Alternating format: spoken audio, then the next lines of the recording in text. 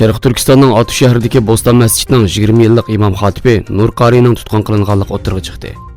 Erkinos radiosuning xabar qilishicha, Oti shahri Suntaq rayoni Yaqabog' mahallasida o'ltirishliq 65 yoshlik imomning 2017-yili 17 avgust doktorxonada davolanayotgan yerdan tutib ketilganligi, keyincha yo'qinan bahonalar bilan 20 yillik qamoq jazosiga hukm qilinganligi ma'lum bo'ldi.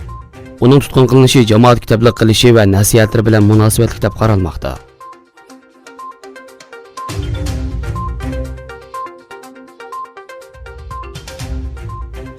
Sharq Turkistondagi zulmlarga norozilik bildirish maqsadida nurg'un xizmatlarni elib borgan Anadolu yoshlik jamiyati Istanbul Boshaq shahrida Sharq Turkiston xalqining ovozini anglatish uchun bir yig'in o'tkazdi. Sharq Turkiston vaqtining bosh kotibi Abdulla O'g'iz yig'inga taklif bilan qatnashib, kommunist Xitoyning Sharq Turkistondagi jinoyatlar haqida so'z qildi. Faoliyati Sharq Turkistonda Uyg'ur va boshqa musulmonlar qilingan zulm va qirg'inchilikning qaysi darajaga yetib kelganligini tonishtirish bilan birga Sharq Turkistonga munosabatli film qo'yildi va she'r deklamatsiya qilindi.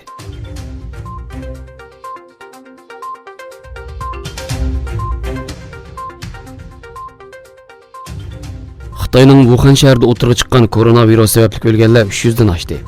Yo'qlanuvchilar soni 12 mingga yetdi. Dunyo sog'liqni tashkiloti boshqa davlatlarning virus hujumiga qarshi tayyorlik holatida bo'lish kerakligini ta'kidladi. Shuning bilan birga har qaysi davlatlarning Wuhandagi fuqarolarini qaytarib kelish xizmatlari davomlashmoqda.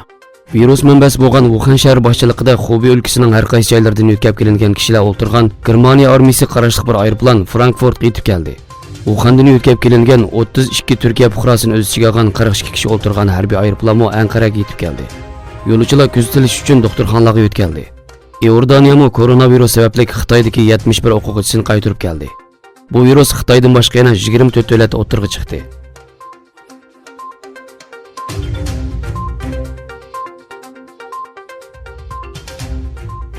Arab Ittifoqi Amerika prezidenti Donald Trampning atalmish tinchlik planiga butunlay qarshi ekanligini va hech bir e'tiborga olmaydiganligini e'lon qildi. Falastinning chaqiriqi bilan Misr poytaxti Qohirada tashqi ishlar ministrligi saviyasida bir yig'in o'tkazgan Arab Ittifoqi yig'inning xulosa dokladida Tramp o'tirib qo'ygan planning adil, sijil va keng doiralik tinchlikni barpo qilishga zid bo'lib qolmasin, balki yana 30 yil davomlashgan tinchlik suhbatining patqoq petib qilishidan derak berdiganligini ta'kidladi. Yig'inda Quddus, Golan egizligi, Yahudi ultraq rayonlari va falastinlik musofirlar masalasiga aloqador xalqaro qonunlarga xilof moddalarni o'z ichiga olgan bu planning mag'lub bo'ladiganligi ta'kidlanib bundoq deyildi. Arab Ittifoqi bu planga butunlay qarshi turdi va bu planni hech bir shaklda e'tiborga olmaydi.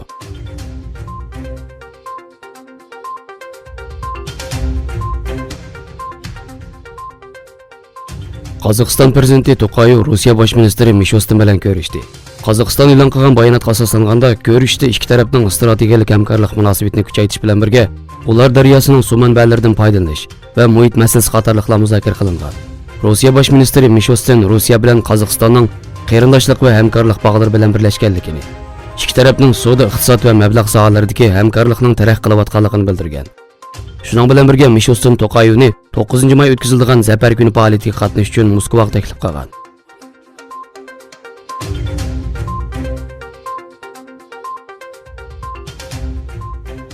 Xalqaro shirkatlar Xitoydan ayrilmoqda. Amerika olmi shirkati Wuhan virus sababli Xitoydagi barliq do'konlarni 9-fevralgacha taqashni qaror qildi. Bundan burun qahva zanjirsimon do'koni bo'lgan Starbucks bu virus sababli Xitoydagi 2000 dan ortiq do'konni taqaganligini, uchiq qolgan do'konlardami ichilish taqilish soatlarini qaytadan tanishganligini e'lon qilgan edi.